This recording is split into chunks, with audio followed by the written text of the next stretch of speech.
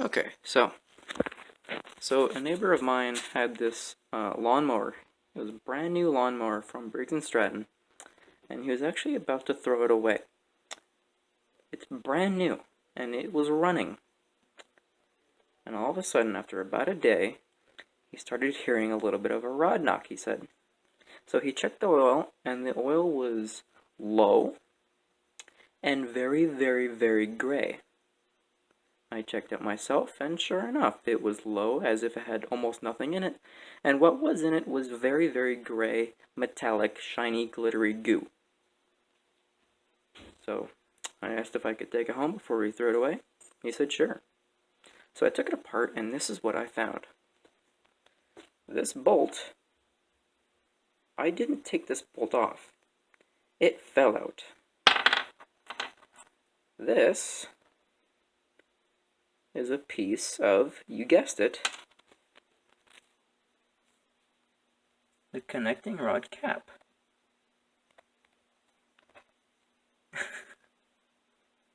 A brand new engine from Briggs & Stratton grenaded itself. This is pretty insane. Luckily, it's just a cap. I think the rod itself is fine. I haven't checked yet. But I find that really, really strange. There's some pieces of connecting rod down there, but I don't think it made it into the pickup. Also, one thing I find interesting is, yes, that is a nylon camshaft. That scares me. Camshafts, if you don't know, should be made out of hardened steel. This one's made out of plastic. I don't know why. Alright, so, yeah, I pulled the piston out and everything. Pulled the camshaft and everything. Yeah, this engine's done for. So, as you might have saw, the crankshaft is discolored there. And keen-eyed viewers may have noticed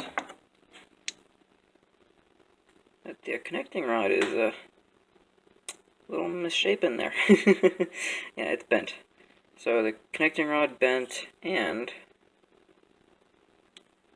I find that interesting. The hole there actually squished. It's supposed to be round, not oval and small. So of course the rod bearing spun, the connecting rod bent, and the bottom of the piston, not the skirt, but the bottom of the piston here, just below the wrist pin, is actually contacting the crankshaft. You can see where it's worn down, and it's actually pretty sharp there. So it's pretty worn down there. Connecting rod itself is a little bit discolored. You can see that. Wrist pin seems to be okay, but that's, well, the piston and the connecting rod's dead anyways. You just replace the whole thing. Piston itself is a bit scored along with the cylinder wall, just a little bit. Top of the piston's okay. The rings are okay. The cylinder head is just perfect. The entire block, really, is just perfect. It's just all the internals that got out of whack. So spark plug's good, valves are both good, cylinder head itself is good. You know, it's just a shame. I was kind of hoping to either restore this engine or make it a little bit decorative and just keep it, you know, in my bedroom or something. But oh well.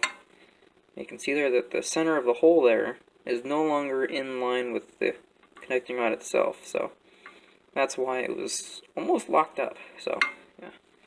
There's the connecting rod side. Here, I'll show you a little bit more here. You can see how the bearing actually disintegrated and welded itself to the connecting rod. You can see there. It's melted. And then, of course, the bearing cap is not too great either. Of course, it broke. And then, of course, you can see there, the hands are a bit shaky, but focus, please. No, you're not going to focus. Alright, well, you can see it's like, almost like Damascus, you know? Damascus steel, whatever it's called. So the bearing spun this way and pushed itself up. Kind of wedged itself against the connecting rod. And actually wedged the bolt in there too. It's kind of a pain to get that out as far as it did. And, yeah.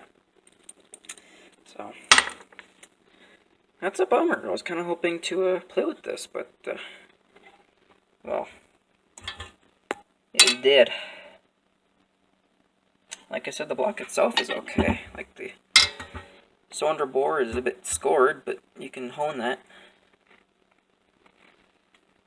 It was contacting the crankshaft, but that actually looks pretty okay to me. So I'm not too sure if that could be saved or not. Yeah. Bummer. Brand new. Oh well. There's the governor. The governor is actually pretty okay. So that works just fine. Anyways, so just for fun, I guess.